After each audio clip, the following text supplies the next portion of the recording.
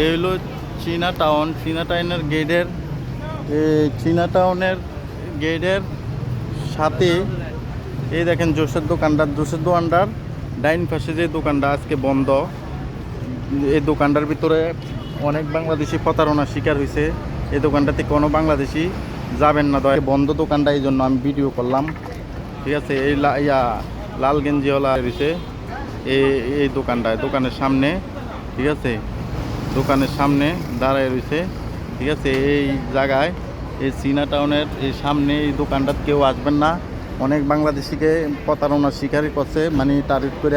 ভিতরে ঢুকলে আপনাকে কিনতেই হবে, কোনো মিস নাই। আপনার কেসিংয়ের লেগে গেলেও বলবে হ্যাঁ দে, টাকা দেওয়ানোর পরে কেসিংটা রেখে দিবে, বলে আরও দে।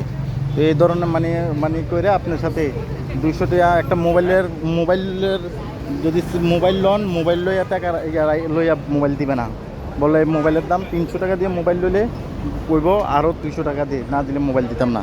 এই হইলো প্রতারণার এই জায়গা। ঠিক আছে, সবাই সাবধানে থাকবেন এই জায়গার ভিতরে। এটা হইলো চীনা টাউন। এখানেও মানুষ মানে অনেক কিছুর হেরস্তা মানে হয়। ঠিক আছে, এই সবাই সাবধানে থাকবেন। ঠিক আছে, আজকে দোকানটা বন্ধর কারণে আমি ভিডিওটা করতে পারছি। তো আজকে অনেক জাম, কি বলবো আর।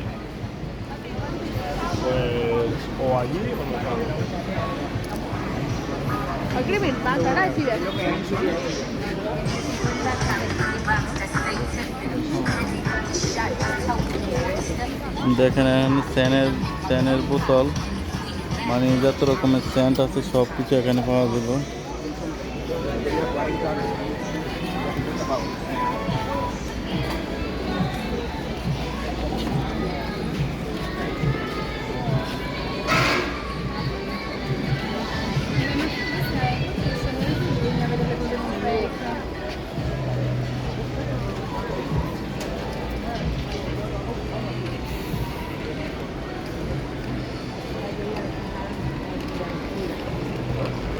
এইটা হলো চীনা টাউন। এখানে সব ছোটোখাটো দোকানের ভিতরে বেশিরভাগ দোকানের ভিতরে বাংলাদেশি আছে। বাংলাদেশিরা মানে হকারি করে। বাংলাদেশে গুলিস্তান বা ফুটপাত যেরকম সেই রকমভাবে মানে এখানের দোকানগুলো। ঠিক আছে, সেরকমভাবে দোকানগুলো বিভিন্ন পর্যটক শহরে আসার কারণে এই জায়গার বিকালবেলা বিভিন্ন ছোট ছোট ফুডের দোকান, বিভিন্ন রকমের জিনিসপত্রের দোকান, সব কিছু এই জায়গা থাকার কারণে, মানে এই জায়গা সস্তা, সব কিছু পাওয়ার কারণে সবাই এই জায়গাতে আসে। তো কি বলবো, দেখেন ফুডের জুসের দোকানে কত রকমের ভিড়। ঠিক আছে, এরপরে বিভিন্ন দেশের ফরেনারদের মানে ভিড় দেখেন। এলাকার বা এটা হইলো চীনা টাউনের চৌরাস্তার মোড়। ঠিক আছে, এখান দিয়ে একটা রোড, এখান দিয়ে একটা রোড, এখান দিয়ে একটা রোড, এখান দিয়ে একটা রোড, মানে টাউনের ভিতরে সাইড রাস্তার গলি। এখানে সব ফরেনাররা আসে। ঠিক আছে, এখানে সব ফরেনাররা আসে। তো আর কি বলবো, আপনি এখান থেকে চাইলে আপনি যে কোনো দিকে যাইতে পারবেন।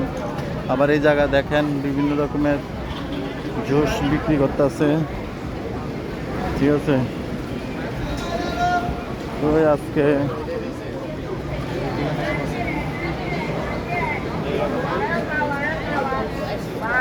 মালয়েশিয়াতে সবচেয়ে বড় ফুটপাথ হইলো এটা। তবে এটা কোনো রোডের সাইডে না, এটা বিভিন্ন মার্কেটের সাইডে, সিফার ভিতরে, সাইড রাস্তার গল্লির ভিতরে যারা এই ফুটপাথরা, মানে ফুটপাথ হইলো এখানে যা জিনিসপত্র সব জিনিস পাওয়া যায় সস্তায়।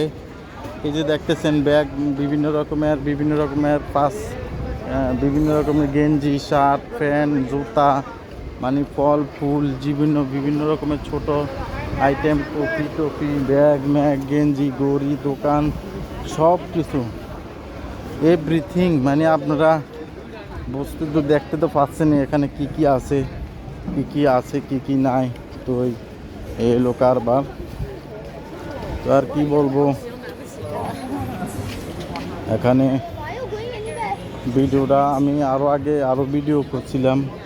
এখানে অনেক সুন্দর সুন্দর টুপি দেখেন, 15 টাকা থেকে শুরু করে 10 টাকা পর্যন্ত, 10 রিঙ্গিত 15। আমরা এই দেশে মানে আমরা বাংলা হিসাবে ব্যবহার করি। অনেকে ইউরোপে থেকে 5 টাকা 6 টাকা বা এরকম আর কি, ইউরো হিসাব করলে আবার অনেক টাকা। তো এই আর কি দেখেন, এখানে প্রতিটা জিনিস 3 রিঙ্গিত করে, যেটা আমি 3 টাকা বললাম 3 রিঙ্গিত করে, ঠিক আছে। অনেক মানুষের ভিড় এখানে, তো আর কি বলবো।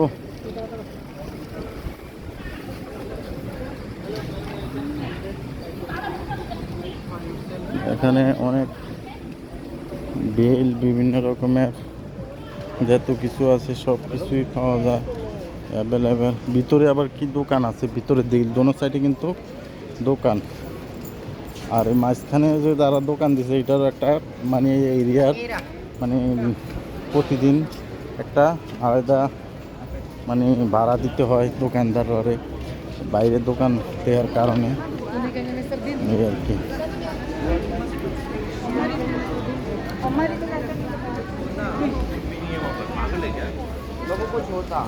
क्या हालत है तुम्हारी?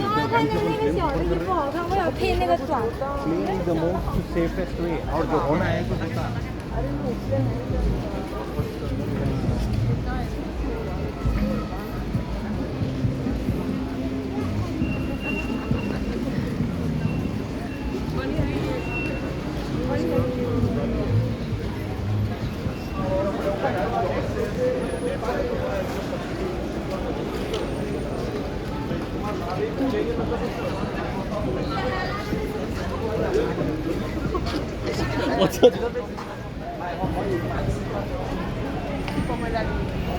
শেষ এই পর্যন্তই ভিডিও।